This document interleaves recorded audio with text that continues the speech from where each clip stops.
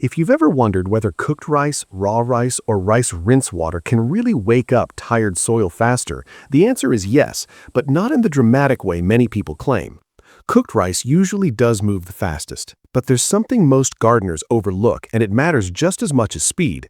After years of watching what happens in real beds, compost corners, and container soil, I've found that the quickest boost is not always the best long-term choice unless you pair it with the right method. Because healthy soil is not just dirt with fertilizer added to it, it is a living place. And once that life begins to return, everything above ground starts to change with it. There's also one form of rice that many families already make by accident in the kitchen, and for a small backyard garden, it may be the easiest and cleanest option of all. But before we get there, it helps to understand why any form of rice would matter in the first place. In a family yard, every bed has to earn its place. Maybe you have one raised bed near the porch, a few containers by the back steps, a patch of greens close enough to cut before dinner, or maybe you're trying to bring worn-out soil back to life after a hot summer, too much rain, or too many seasons of bagged inputs that never really fixed the structure underneath. That is where simple habits begin to matter. Rice is one of those humble kitchen staples that can quietly support the life in soil when it is used carefully. Not because rice is magic, not because it replaces compost, and not because one handful will suddenly solve every garden problem. It helps because rice carries starches and dissolved nutrients that microbes can use as food. And when microbes wake up, worms, fungi, and the whole little underground community often follow. Today, I want to walk through 3 versions side by side. Cooked rice for a fast burst, raw or soaked rice for slower feeding, and fermented rice rinse water for a gentle, regular soil drench. Once you see how differently these 3 behave underground, it becomes much easier to choose the one that actually fits your yard. When gardeners say soil is alive, this is what they mean. Under the surface, there are bacteria, fungi, tiny decomposers, and if conditions are right, earthworms moving through the moist, darker layers. These are the workers that break down old roots, leaf litter, mulch, compost, and all the small bits of organic matter that plants cannot use on their own. A healthy bed feels loose in your hand. It smells earthy. It holds moisture without turning sour. Water goes in more easily. Roots travel farther. And over time, the soil becomes darker, softer, and more crumbly. A tired bed feels different. It can look pale. It can crust on top. Water runs off instead of soaking in. Mulch sits there without changing much. Roots stay shallow. And even when you feed the plants, something still feels missing. That missing piece is often biological activity. Rice helps because it offers a form of energy the microbial community can respond to. The starches in rice are food. Once that food becomes available, microbes begin multiplying and working more actively.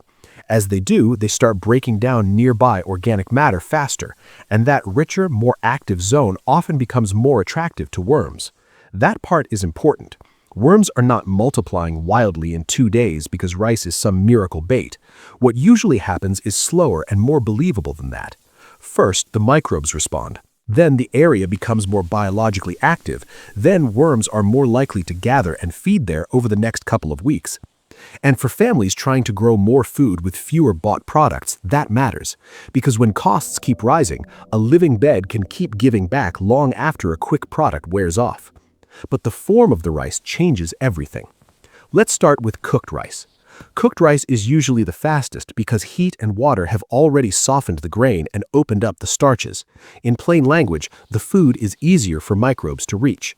That is why cooked rice can show visible changes very quickly in warm, moist conditions. In a soil jar, compost tray, or tucked bed, you may notice a sour smell, whitening on the surface, or soft breakdown within 24 to 48 hours. That fast response is real, but it comes with a limit. Cooked rice is a short burst. It is quickly used up. It can also go wrong quickly if you use too much, leave it too close to the surface, or pile it into a wet, airless patch. So yes, it can wake things up fast, but it's not a season-long feeder, and it's not something to scatter carelessly. Now compare that with raw rice. Raw rice is tougher. The grain stays hard much longer, and the starch is not as easy for microbes to access right away. That means raw rice breaks down more slowly. You won't usually get the same quick visual response you might see with cooked rice. but when used sparingly and buried deeper, it can act more like a slow background food source over time. Then there's soaked rice, which sits somewhere in the middle. If you soak plain rice until it softens but don't fully cook it, you get something gentler than cooked rice and faster than dry raw rice. For some gardeners, especially those worried about pests, this can be a more comfortable middle path. So the simple version is this. Cooked rice is fastest, raw rice is slowest, soaked rice is the middle ground. But the cleanest everyday option for most family gardens may not be buried rice at all. If this kind of calm kitchen-to-garden thinking is helpful, you're welcome to subscribe and stay with us. These are the kinds of small, practical habits that can quietly change a yard over a season.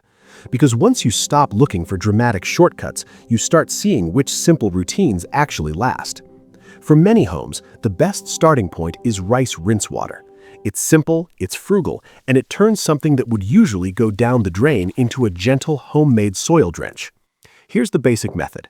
Take 1 cup of plain uncooked rice and rinse it with about 2 cups of clean water. Swirl and rub the grains gently so the water turns cloudy. Then strain off that cloudy liquid into a jar. Cover it loosely so it can breathe and leave it at room temperature for around 3 days, sometimes a little longer depending on the weather, until it smells gently sour. Not rotten, not foul, just lightly sour. After that, dilute it at least 1 part fermented rice water to 10 parts clean water. Then use it as a light drench around the soil, not as a heavy soaking every day. What I like about this method is how easy it is for small spaces. A raised bed can take a little. A row of containers can take a little. A patch of tired greens near your salad greens can take a little. You're not burying visible food. You're not inviting quite the same pest interest. And because the nutrients are dissolved, the liquid moves through the soil more evenly. This method also fits real family life. You wash rice for supper, you save the cloudy water. A few days later, you dilute it and take it out to the yard. That kind of loop is gentle enough to keep doing. And over a season, those small repeated actions usually matter more than one dramatic experiment. Now, this is still not magic. Rice rinse water doesn't replace compost, mulch, or decent soil structure, but it can help wake up tired biology, especially when the bed already has some organic matter to work with. And that brings us to one of the most useful combinations of all. Rice works best when it is not working alone. If you bury a little cooked or soaked rice into bare, tired ground with nothing else going on, you may get a burst of activity and not much beyond that. But if that same little bit of rice is introduced into a bed with old mulch, compost, leaf mold, or well-finished chicken bedding compost already in place, then you give the microbes something bigger to move into. That is where the change starts to feel more lasting. One simple method is to mix a small handful of plain cooked rice with a little finished compost or old leaf mold, then bury it 2 to 3 inches deep in a path edge, compost corner, or between established plants. Not right against the stem, not in a big wet lump, just a small pocket covered well. That little pocket becomes a feeding zone. The microbes respond first, then nearby mulch often begins softening faster. The surface may stay a bit moister. Within a couple of weeks, if the bed is already friendly to worms, you may start seeing more casts or channels in that area too. This is especially useful in deep mulch systems. Lay down shredded leaves, straw, or old garden trimmings, then support that blanket with diluted rice water or a few buried pockets of rice mixed with compost. Instead of mulch just sitting on top like a cover, it starts behaving more like a living layer that is slowly turning inward. For a family yard kitchen kind of yard, this can tie together beautifully. Rice rinse water from dinner, a mulched bed near the kitchen door, finished compost made from old bedding after the coop has had its turn. Nothing flashy, just one part feeding the next. And it works in small spaces too. Even one container can benefit from a light diluted drench if the potting mix has gone flat and tired.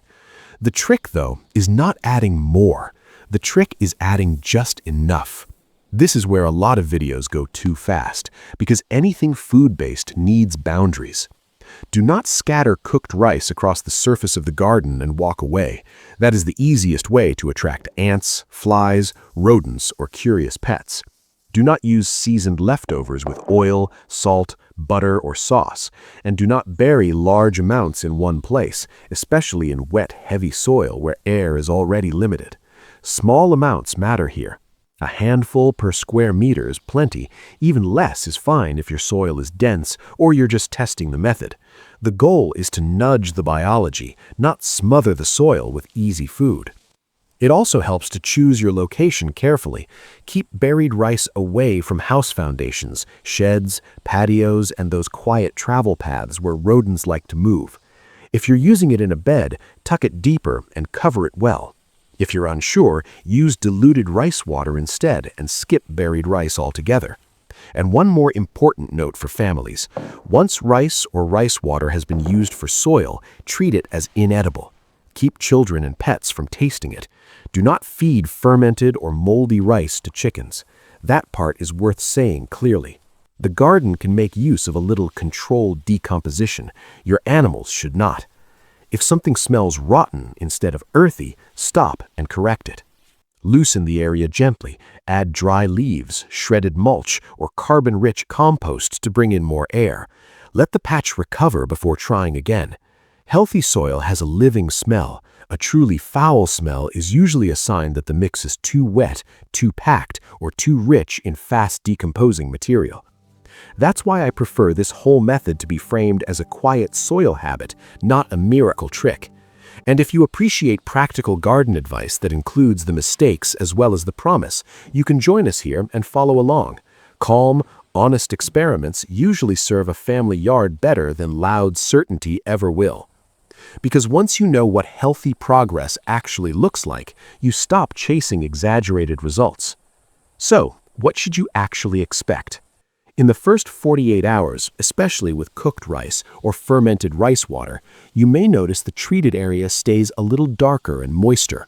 In a jar or tray, you may see faint white fungal growth or softening. There may be a lightly sour smell. That's the fast microbial response people are noticing. By around 2 weeks, the signs become more structural. Mulch may begin softening faster. Soil may feel a little looser when you press it. A compost corner may seem more active. If worms were already present nearby, you may begin seeing more movement, channels, or fresh casts in the treated zones. By about 30 days, the difference can be more satisfying. The soil may look darker. It may crumble more easily in the hand. The surface can hold moisture better under mulch. Greens may look steadier and healthier, not because rice is fertilizer in the usual sense, but because the living soil system is working more smoothly. That's really the pattern to remember. What changes first is often the soil, and only then do the plants begin to show you the result. So, here's the honest verdict. If your goal is the fastest microbial burst, cooked rice usually works the quickest. If you want slower feeding, raw or soaked rice can play that longer role. And if you want the easiest, tidiest method for a real family garden, fermented rice water may be the place to start. Small routines build resilient soil. A bowl of cloudy rinse water, a little buried pocket mixed with compost, a mulched bed fed gently instead of forcefully. These are not dramatic habits, but they are the kind that quietly strengthen a yard over time. That's the heart of what we try to share here at Family Yard Kitchen. Not perfection, not hype, just simple ways to help the garden, the kitchen, and the backyard work together a little better. And if you enjoy growing vegetables in ways that are practical and easy to remember, you might like our book, Veggie Matchmakers. It's a calm companion for choosing what grows well together and building healthier beds one season at a time. Subscribe for more steady, real-world backyard ideas, and I'll see you in the next one.